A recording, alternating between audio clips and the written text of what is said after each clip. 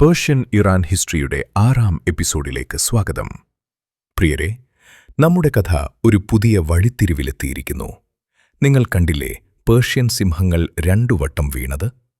ആദ്യം ഗ്രീക്കുകാർ, പിന്നെ അറബികൾ. പക്ഷേ ആ മണ്ണിൻ എന്തോ ഒരു മാന്ത്രികതയുണ്ട്.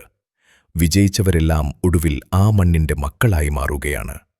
ഇനി വരാനിരിക്കുന്നത് ഇതുവരെ കണ്ടതിൽ വെച്ച് ഏറ്റവും വിചിത്രമായ ഒരു കുതിപ്പാണ്.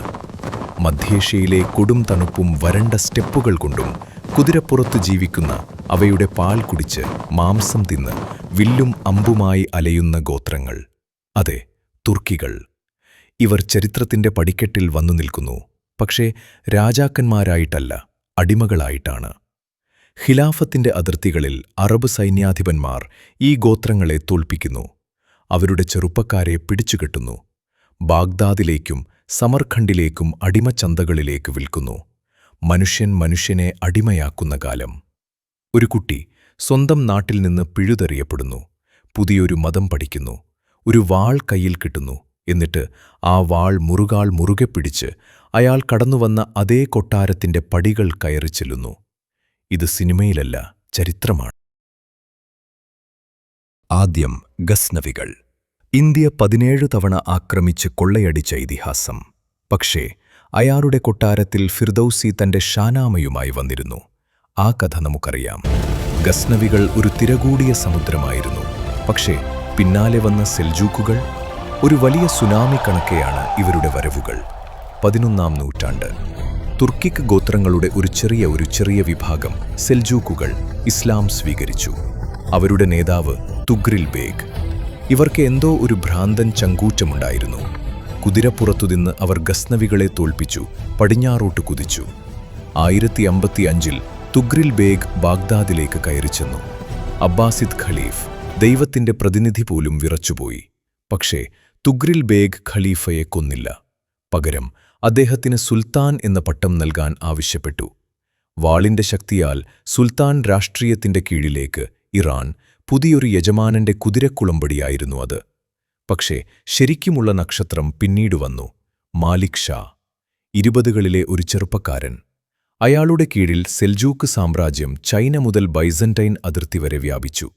പക്ഷേ അയാളുടെ യഥാർത്ഥ ആയുധം അയാളുടെ മന്ത്രിയായിരുന്നു, നിസാം അൽ മുൽക്ക്, ഒരു പേർഷ്യൻ, മഹാബുദ്ധിമാൻ. അയാൾ എഴുതിയ സിയാസത് നാം, ഭരണത്തിന്റെ പുസ്തകം, രാജാക്കന്മാർക്കുള്ള ഒരു വഴികാട്ടിയായിരുന്നു. അയാൾ മദ്രസകൾ സ്ഥാപിച്ചു. നിസാമിയ എന്നു പേരിട്ടു. ഇവിടെ വെച്ചാണ് ഇസ്ലാമിക വിദ്യാഭ്യാസം ശാസ്ത്രീയമായ ഒരു രൂപം പ്രാപിച്ചത്. തുർക്കിക് വാൾ കൊണ്ടുവന്ന ശക്തിയെ പേർഷ്യൻ തൂലിക ചേർത്തു നിർത്തി. ഇതാണ് ഇറാന്റെ എക്കാലത്തെയും സൂത്രം.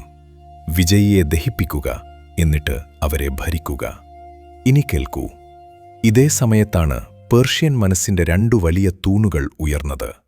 ആദ്യം ഉമർ ഖയ്യാം, ഗണിതശാസ്ത്രജ്ഞൻ, ജ്യോതിശാസ്ത്രജ്ഞൻ, പിന്നെ ലോകം മുഴുവൻ അറിയുന്ന മഹാകവി. അയാളുടെ റുബായാത്ത്, ആ 4 വരി കവിതകൾ, വീഞ്ഞിനെയും പ്രണയത്തെയും ഈ നിമിഷത്തിന്റെ സൗന്ദര്യത്തെയും കുറിച്ച്. വിധി എഴുതിയതു മാറ്റാനാവില്ല. അതിനാൽ ഈ നിമിഷം പൂർണ്ണമായും ജീവിക്കുക. ഇതാണ് ഖയ്യാമിന്റെ ദർശനം. ചിന്തിക്കുക, ഒരു മുസ്ലിം സാമ്രാജ്യത്തിന്റെ ഹൃദയത്തിൽ വീഞ്ഞിനെപ്പറ്റി കവിത എഴുതുന്ന ഒരാൾ. ഇതാണ് പേർഷ്യൻ സഹിഷ്ണുതയുടെ ആഴം. 2ാമത്തെ തൂണ്, ഇമാം അൽ ഗസ്സാലി, തത്വചിന്തയുടെ കൊടുമുടിയിൽ നിന്ന ഒരാൾ. നിസാമിയ, മദ്രസയിലെ തലവൻ. പക്ഷേ ഒരു ദിവസം അയാൾ എല്ലാം ഉപേക്ഷിച്ചു. പേരും പണവും പദവിയും. എന്തിന്? സത്യം അന്വേഷിച്ച്. അയാൾ ഒരു സൂഫിയായി മാറി, ഒരു സന്യാസിയായി. എന്നിട്ടെഴുതി ഇഹ്യാ ഉലൂമുദ്ദീൻ, മതവിജ്ഞാനീയങ്ങളുടെ പുനരുജ്ജീവനം, അറിവുകൊണ്ട് ദൈവത്തെ തേടുന്നവന്റെ ഗ്രന്ഥം. ഈ 2 മനുഷ്യരും, ഒരാൾ ബുദ്ധി കൊണ്ട് ലോകത്തെ ചോദ്യം ചെയ്തു, മറ്റൊരാൾ ഹൃദയം കൊണ്ട് ദൈവത്തെ തേടി. ഇവർ 2ഉം ഒരേ സാമ്രാജ്യത്തിൽ ഒരേ സമയത്ത് ജീവിച്ചു. നിങ്ങളുടെ കണ്ണുകൾ തുറന്നുവയ്ക്കൂ. ഇതാ ഇസ്ഫഹാൻ. സെൽജൂക്കുകളുടെ കീഴിൽ ഈ നഗരം ലോകത്തിലെ ഏറ്റവും മനോഹരമായ സ്ഥലങ്ങളിലൊന്നായി മാറി. മസ്ജിദി ജുമാ, അതിന്റെ വലിയ മുറ്റം, 4 ഇവാനുകൾ, നീല ടൈലുകൾ.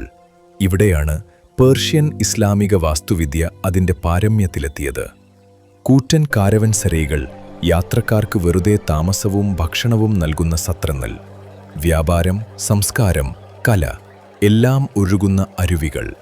കൂടാരങ്ങളിൽ നിന്ന് വന്നവർ കലാസ്വാദകരായതെങ്ങനെ? കാരണം അവർ പേർഷ്യൻ മണ്ണിൽ ചവിട്ടി നിന്നപ്പോൾ ആ മണ്ണ് അവരുടെ ചോരയിലേക്ക് കയറി. ഇതാണ് പേർഷ്യയുടെ മാന്ത്രികത. പക്ഷേ ഈ മഹാസാമ്രാജ്യത്തിനും ഒരു അന്ത്യമുണ്ടായിരുന്നു. മാലിക് ഷാ മരിച്ചപ്പോൾ മക്കൾ തമ്മിൽ തല്ലി. സാമ്രാജ്യം കഷ്ണങ്ങളായി മാറി. ചെറിയ അദാബേഗുകൾ, പ്രവിശ്യാ ഭരണാധികാരികൾ സ്വതന്ത്രരായി. അതിലൊന്നായിരുന്നു ഖ്വാറസ്മിയൻ സാമ്രാജ്യം. അവർ അവസാനത്തെ സെൽജൂക്ക് സുൽത്താനെ തുടച്ചു നീക്കി. പക്ഷേ അവർ കണ്ടില്ല കിഴക്കൻ ചക്രവാളത്തിൽ ഒരു പുതിയ കൊടുങ്കാറ്റ് രൂപം കൊള്ളുന്നത്. മംഗോളിയൻ പീഠഭൂമിയിൽ ഉയരുന്ന ആ കൊടുങ്കാറ്റ്, അതെ, ചെങ്കിസ് ഖാൻ എന്നൊരു നേതാവ് ലോകത്തെ ഞെട്ടിക്കാൻ തയ്യാറെടുക്കുന്നു. സുഹൃത്തേ, അടുത്ത എപ്പിസോഡിൽ ചരിത്രം വിറങ്ങലിച്ച ആ ചുഴലിക്കാറ്റിന്റെ കഥ. 1219 ചെങ്കിസ് ഖാൻ ഇറാൻ കണ്ട ഏറ്റവും ഭീകരമായ രക്തപ്രവാഹം. പക്ഷേ ആ ചാരത്തിൽ നിന്നും ഒരു ഫീനിക്സ് പക്ഷി ഉയരുന്നു. അതെ, പുതിയൊരു നവോത്ഥാനം. ഒരിക്കലും മിസ് ചെയ്യരുത്.